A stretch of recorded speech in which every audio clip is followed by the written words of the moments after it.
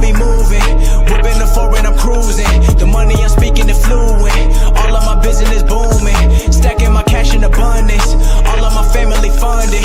Finally got what I wanted. Life is amazing, I love it. Everyone know that I run it. Yeah, look at me now, I came up. I've been thinking back then when I almost gave up on the game cause I never got it my way. Yo les postos, bienvenue dans cette nouvelle vidéo. On commence avec l'UEFA qui inflige une sanction au club français, une sanction assez lourde, notamment du côté du Paris Saint-Germain. Des amendes de quelques milliers d'euros ont été infligées par la commission de discipline de l'UEFA au PSG, à Marseille et au Stade Rennais pour des manquements au règlement de la Ligue des Champions. Thomas Tuchel a écopé d'un match de suspension avec sursis à cause d'un coup d'envoi tardif. La commission de discipline de l'UEFA a tapé sur les doigts des clubs français. Des sanctions ont été infligées au PSG, au Stade Rennais et à l'Olympique de Marseille en raison de diverses infractions au règlement de la Ligue des Champions. Selon le communiqué officiel de l'UEFA diffusé ce samedi, le Stade Rennais va devoir s'acquitter d'une amende de 32 000 euros, dont 10 000 euros pour violation du protocole sanitaire. À l'occasion de la réception de Krasnodar le 20 octobre dernier, le club est sanctionné notamment pour ne pas avoir fait respecter la distanciation sociale parmi les 5000 spectateurs qui avaient été autorisés à se rendre au Rosen Park. Il était aussi question d'un problème de circulation entravé dans les allées du Rosen Park, qui est le stade du Stade Rennais. Pour le Paris Saint-Germain, c'est beaucoup plus sévère. 1 an de probation pour Tuchel et le Paris Saint-Germain. Un avertissement seulement pour Villas-Boas. Jugé responsable du coup d'envoi tardif de la rencontre sur le terrain de Başakşehir Istanbul lors de la victoire du Paris Saint-Germain 2-0 le 28 octobre dernier, le Paris Saint-Germain a écopé d'une amende de 30 000 euros. Thomas Tuchel a aussi été directement sanctionné avec un match européen de suspension avec sursis. Cette menace disparaîtra au terme d'une période de probation d'1 an. A noter que José Mourinho a écopé de la même sanction en Ligue Europa avec Tottenham pour avoir également provoqué le coup d'envoi tardif de la rencontre perdue le 27 octobre face à Manchester City, victoire 3-0. L'Olympique de Marseille a écopé d'une amende de 15 000 euros. Son entraîneur André Villas-Boas a reçu un avertissement. Donc voilà, une très lourde sanction pour le Paris Saint-Germain. 30 000 euros d'amende, c'est assez sévère pour quelques minutes tardifs, même s'il faut respecter les règles de la Ligue des Champions et de l'UEFA. Mais voilà, 30 000 euros d'amende. 1 an de probation, ça veut dire que Paris va être encore plus surveillé. Les moindres faits et gestes du Paris Saint-Germain vont être épiés. Donc déjà que l'UEFA nous aimait pas, ça continue. Et vraiment, maintenant le Paris Saint-Germain, que ce soit au niveau du fair play financier, protocole sanitaire, les retards de coups d'envoi, maintenant vraiment il faut faire très attention parce que l'UEFA nous a vraiment dans sa ligne de mire. Je me rappelle que Laurent Blanc à l'époque en 2014 avait reçu la même sanction lors d'un match tardif face à Leverkusen où on avait gagné 4-0 là-bas je crois à l'extérieur au match aller en 2014. On était rentré en deuxième mi-temps assez tardivement et il avait eu cette sanction d'un match avec sursis. Voilà pour les sanctions de l'UEFA envers les clubs français. On passe au dossier Kylian Mbappé. Prolongera pas, ira-t-il au Real Madrid ou dans un autre club? Apparemment Kylian Mbappé pose une condition pour rempiler au Paris Saint-Germain. Le Paris Saint-Germain sait désormais ce qu'il lui reste à faire pour conserver encore quelques années sa pépite Kylian Mbappé. Donc prolongera-t-il au Paris Saint-Germain ou partira-t-il cet été? La question alimente les rubriques Mercato depuis plusieurs mois. En fin de contrat, en juin 2022, Kylian Mbappé arrive à un moment critique de son aventure parisienne.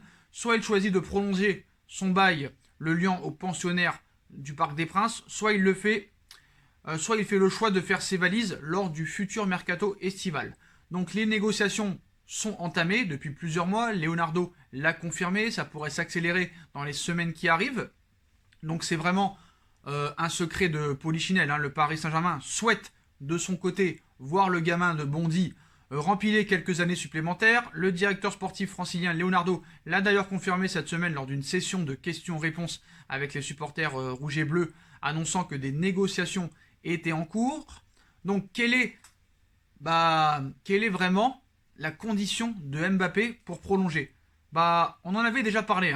Si l'ancien monégasque ne serait pas insensible aux sirènes du Real Madrid ou d'autres clubs, il n'a pas pour autant totalement fermé la porte à une prolongation de contrat dans la capitale française. Pour ce faire, l'attaquant de 21 ans poserait une condition non négociable, inclure une clause libératoire, rapporte le quotidien AS, journal pro-madrilène, il faut le rappeler. Pour rappel, une telle clause est illégale en France, donc c'est pas possible, à l'inverse d'une clause signée sous seing privé. Donc c'est ça que demande Mbappé. Il faut bien faire la différence et la nuance, parce que une clause libératoire est inégale en France. Par contre, à l'inverse d'une clause signée sous seing privé, est autorisée.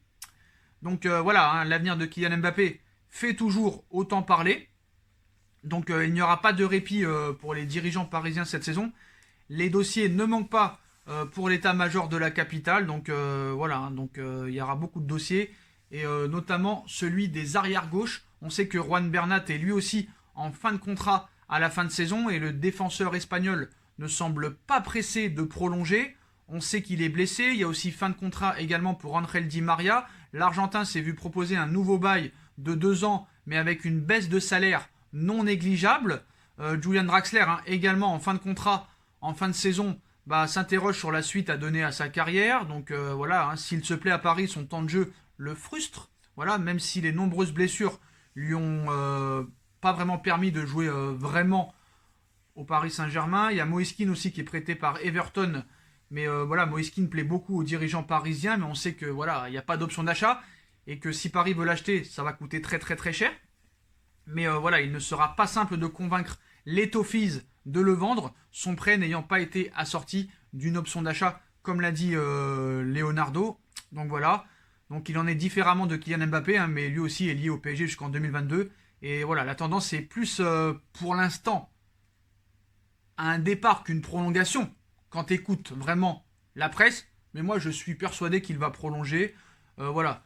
Après aussi sur le salaire, apparemment Mbappé exigerait pas moins de 50 millions d'euros bruts pour prolonger au Paris Saint-Germain. Je trouve que c'est exagéré pour ce qu'il a apporté au Paris Saint-Germain en Ligue des Champions. Il n'a pas vraiment été à la hauteur contre les grosses équipes en Ligue des Champions. Ça fait 7 matchs qu'il ne marque plus en Ligue des Champions. Faut pas exagérer non plus. Donc vraiment, s'ils veulent le vendre, qu'ils le vendent. Moi franchement, prolonger pour le vendre, pourquoi pas? Donnez-lui cette clause privée, mais ne lui donnez pas ce salaire de 50 millions d'euros bruts, qui serait à peu près de 33 ou 34 millions d'euros net. Donc voilà. Donc comme vous le savez, Leonardo va devoir faire le point sur certains dossiers. Voilà. Comme il a dit, hein, ils ont engagé des discussions. On doit s'adapter à la réalité économique. Mais toutes les prolongations auxquelles on pense, Di Maria, Mbappé, même Bernat ou Draxler, on a commencé à discuter. On va intensifier dans les prochaines semaines. Je vous annonce que Julian Draxler ne prolongera jamais au Paris Saint-Germain. Après, pour Bernat, si jamais Juan Bernat ne veut pas prolonger au Paris Saint-Germain, donc on sait qu'il est blessé, hein, qu'il ne reviendra pas avant le mois de mars ou mois d'avril, Paris a plusieurs pistes. Et d'après les médias espagnols, une nouvelle piste et une ancienne piste parisienne refait surface. C'est Marcelo. Voilà. Marcelo plaît beaucoup à Leonardo et au Paris Saint-Germain. On sait qu'il a perdu sa place, hein, barré par le français Ferland Mendy. Marcelo pourrait quitter le Real Madrid cet hiver. Le latéral gauche brésilien est annoncé du côté du Paris Saint-Germain et de la Juventus de Turin aussi, ce qui ne déplairait pas à son ami Cristiano Ronaldo. Donc voilà, hein, occupé par les prolongations de plein de joueurs, Leonardo ne considère sans doute pas le dossier Juan Bernat comme sa priorité. Le latéral gauche s'approche pourtant de la fin de son contrat en juin prochain et les discussions pour un nouveau bail n'aboutissent pas en raison de la gourmandise de l'Espagnol. C'est pourquoi le directeur sportif du Paris Saint-Germain assure ses arrières et étudie le marché à son poste. Résultat, le dirigeant se serait arrêté sur la piste menant à Marcelo, 32 ans. À en croire le site Todo Filares, le club de la capitale serait prêt à offrir 10 millions d'euros au Real Madrid pour son transfert, ainsi qu'un contrat de 2 ans au latéral gauche du Real Madrid. Donc une porte ouverte bienvenue pour le Brésilien, actuellement barré par l'ancien joueur de l'Olympique Lyonnais Ferland Mendy. Preuve que l'entraîneur Zinedine Zidane le sent sur le déclin, contrairement au Paris Saint-Germain, qui voudrait s'attirer le latéral gauche brésilien. Et apparemment, comme vous le savez, Neymar a demandé qu'on lui demande son avis pour les prochains mercato.